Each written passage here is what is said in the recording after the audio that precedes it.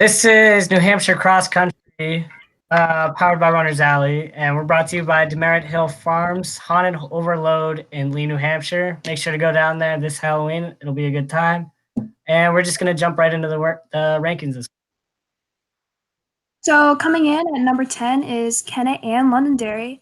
They were both idle this week, but both teams have strong leaders, and that makes them both got into the 10th spot this week, and that could be very interesting going into the division meet.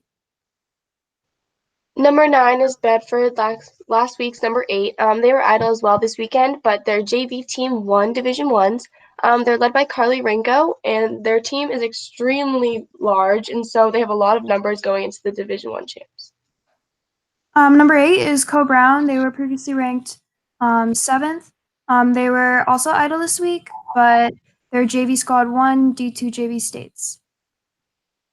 Number 7 is Hopkinton, who was number 5 last week. They got 3rd at Capital Area, 4 points behind Merrimack Valley. They're led by Emma Roth, who got 9th place, and then they also took 12th through 14th with Anna O'Reilly, Hannah Bennett, and Kaylee Stockwell. Coming in number 6 is Merrimack Valley. They were 2nd at Capital Area with Sophia Rubencheck and Sophia Reynolds, and these two could play a very large part in the division meet this weekend. Number 5 is Exeter, who was last week's number 9, so they moved up quite a bit due to their performance at Brown.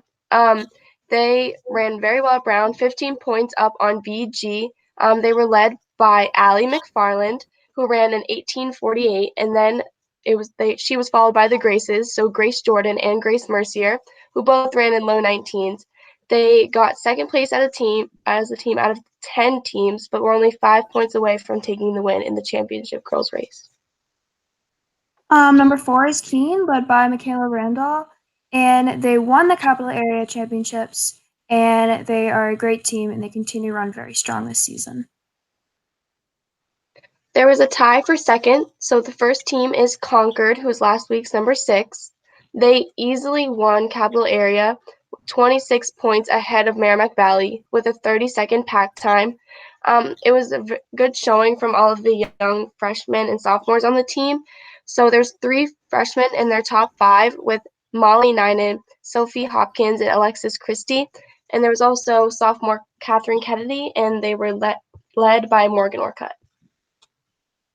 Also in 2nd was Bishop Girton, and they competed at Brown this weekend with Caroline Fisher winning, going sub-18. And although they did not run, Caroline Tull, who is resting up for the division meet. First this week is Souhegan. They were idle, but they still do have Chloe Trudell and Mackenzie Hayden, who have both been having extremely strong seasons, so they should be peaking at the state championships. Going into sleeper teams, so for my girls' sleeper team pick, I chose Pinkerton, and they always pull through at the end of the season. They won the division meet last year, and they won New England's the year before. So since Madison didn't pick her own team this week, I'm going to pick my own team, and I'm going to say Central. So normally at the state meet, we peak right at that point, so that really helps us out, and somehow we always make it to the meet of champs every single year, which is extremely exciting. We also gained back one of our top 2 runners at Brown, and that seemed to help our performance a lot. So I'm hoping that all our girls work hard this Saturday, and we can come out with a good place. So my girls' sleeper team this week is going to be Nashua South, because it seems like Callie Coffin is getting back in her rhythm, and I think she's going to, lead the team to a good championship season. My sleeper team is Merrimack Valley. Even though they're ranked 6th in the rankings, I think they can move up with their top 2 girls. I think they can move up in the championship portion of the season, so we'll look forward to seeing that. And my sleeper team this week, I'm going to go with Kearsarge, because number 2 and number 3 runners, Lily Bear and Jenna Bear, have really been coming on strong at the end of the season, and I think they're going to surprise a lot of people this weekend. Okay, so switching over to the boys' side, at number 10, who's been at number 10 the past few weeks, we have Bishop Girton, led by Carson Bottomley. Okay. Number 9 is Wyndham. They're led by Rohan Rai. They need the next 4 behind him just to be close, and they have a good shot being a top D2 contender team. And coming in at number 8, we have Nashua North, who is Catholic Memorial, and our very own ran a meet record of 15. It's pretty fast. Yep. So number 7, who was number 7 last week, we have Winnicunnet, and they won the Catholic Memorial Varsity 1 race, who's led by Colin Donnelly, who won that race, and seemed like their whole group, were in the front pack, and they looked good together. So I think they're gonna have a successful D1s meet. All right. Number 6 is Oyster River. They're idle this weekend. Their JV team was second at Division II JV State Championship. Andy O'Brien, Miles Carrico, and Owen Fleischer's all come strong towards the championship portion of the season, so they have a good shot to be one of the top D2 teams as well. And coming in at number 5, we have Concord, who easily won Capital Area because the Kearsarge boys decided not to go. They still have enough to really challenge the upper end of D1, and they have some crazy depth as they had some JV guys who ran under 17. Okay, so at number 4, we have Pinkerton, who was also number 4 last week. They were also at Catholic Invitational, who ran the Varsity 2 race. They were led by Luke Brennan and Stephen Connolly, but it seemed like the whole front pack was their top 5. So they had a great race there, and I think they could transfer that to D1s. All right, number 3 is Londonderry. They were idle this weekend. They have a strong front pack, mostly led by juniors, and they also have a freshman up there, Sean Clegg. So look forward to good things from them at the Division I state championship. And coming in at number 2, we have Keene, who also idle this weekend, and they're led by Jake Velasquez, and they're really fast. So at number 1, we've had a number 1 all season, is Co-Brown. They were idle this week, but their JV team popped out to JV States, won that with ease. And it looks like they're going to have a very successful championship season. You can't really say anything bad about them. It seems like they're pretty unstoppable. So. Thank you. All right. For my sleeper team for boys, I'm going to pick my dad's high school team, Conant, because they're doing pretty well. I think they can place pretty high in Division III. So for my sleeper team is Nashua South again, because I think they take the cake for being the most enthusiastic team in New Hampshire, and I think that really translates to their running in the championship season. So hope to see them succeed. I'm going to go with Messinic because I think Mike Smith out there has done a really good job in their back half of the pack with 3, 4, and 5. And I think they've really started to find their footing towards the end of the season. I'm going to go with Conval. They're led by Harrison Kim, and they seem to be having a very successful season in that they could break through into the top 10, especially at state champs. I also had Conval because they were previously ranked earlier in the season, and they have a chance to break into it again. Okay, so the question that everybody's been waiting for, who are our picks for divisions, team, and individuals? So we're going to go D2, to D3 to D1, same order as race day. For me, D2 boys, it's gonna be Co Brown with the team win, and then I think Aiden Cox is gonna win that race. And then on the girls' side, we have Sauhegan.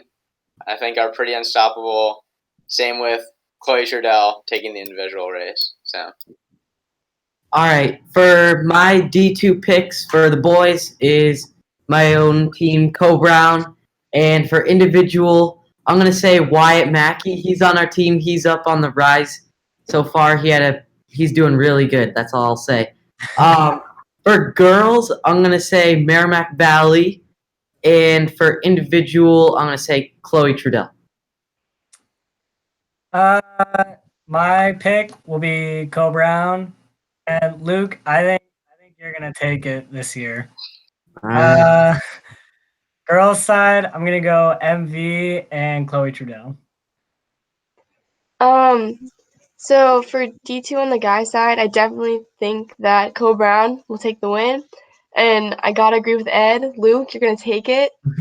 And then for D2 girls, I think Sauhegan will win, but I definitely think that Merrimack Valley will give them a run for their money. And then I think Sophia Rubinchak will take the win. For the D2 boys, I feel like I'm betraying my own team, but I think that Co Brown could pull off a win. And for the individual, I think it possibly could be an Oyster River boy like Miles Carrico or Andy O'Brien or one of those guys. Shocker. And- Moving to D3. Moving to D3. My team pick is going to be Messinic. And for individual, I think it's hard to not pick Lennon Valancourt. He's been having a great season. And then on the girls' side, we have Hopkinton. I think they're going to take that one. And then Maya Doobie. She seems to also be pretty unstoppable. So see how that plays out. I'm going to agree with Rory for all of those except for girls individual. I'm going to say Liza Corso is going to take it for girls individual. Ooh. I'm gonna go with Messinic on the guys' team side, and then Landon as the individual. But I think Patrick Gandini, Guilford's freshman, I think he'll be right behind Landon in that race. Girls' side, I'm gonna go with the Kearsarge girls and individual Maya, definitely Maya. So I definitely agree on the boys' side that Messinic will take the team win and Landon will take the individual. But on the girls' side, I do think Hopkinton has a very strong chance of winning. But I do think Campbell girls peak at a very good time, especially like at D3s. They always do come out to race. So I do think that they can have a strong performance. And I agree that I think it would be Maya Doobie taking the win, but there's also Emma Roth from Hopkinton. So for my D3 picks, I also said Messinic, and then Landon Valancourt for taking the win. And for girls, I would obviously say Hopkinton, and then Maya Doobie. Okay. Switching to the division that everybody's been waiting for, obviously. On the team side, I think it's quite the toss-up with Keene, Londonderry, and Pinkerton, but I think Keene, they have a really strong, top five that's trying to stay really close together. So I think that's going to work well for them this weekend. And then, as much as it pains me to say this, I think Jake Velasquez is gonna win. And then on the girls' side, I think BG is gonna give Concord a run for their money, led by Caroline Fisher. She seems to be pretty good at that course. So I'll see you this weekend. All right, for Division I boys, I'm going to pick Pinkerton. They've got some strong guys up there, and I think they can take it. For individual, I think it's going to be you, Rory. I think you got to have some confidence in yourself. For the girls, I'm going to say Bishop Girton and Caroline Fisher are going to take the win. Yeah, I'm gonna go with Keene on the team side, but then I'm gonna go with you, Rory. I think you got it. Thank you. Thank you. And then on the girls' side, yeah, Bishop Gurton and Caroline Fisher, especially after what she did at Manchester earlier in the season. So on the boys' side, I do think that Keene is going to take the win, but I don't think that we should count out Concord just yet. They normally perform very well at D1s, so I think they can have a strong performance. Rory, gotta agree, you're gonna take the win. You guys Got are this. Then on the girls' side, I do think it's going to be a toss-up between BG and Concord because Concord does have a very strong team and young team who does have a lot of potential. But I do agree that Caroline Fisher will probably take the win. She's very good at Manchester. I think for the boys, I think Keene will take it, and then Rory, see what you can do. Let's go. No. And then for the girls, I think it's obviously BG, and then Caroline Fisher or Caroline Toll. All right. Well, I want to wish everyone a good luck at their division meet this weekend. It's going to be exciting. So. Good luck to everyone, and thank you for watching New Hampshire Cross Country live stream reveal number 7, powered by Ronnie's Alley, coming to you from Haunted Overload in Lee, New Hampshire. Go New Hampshire! Yay!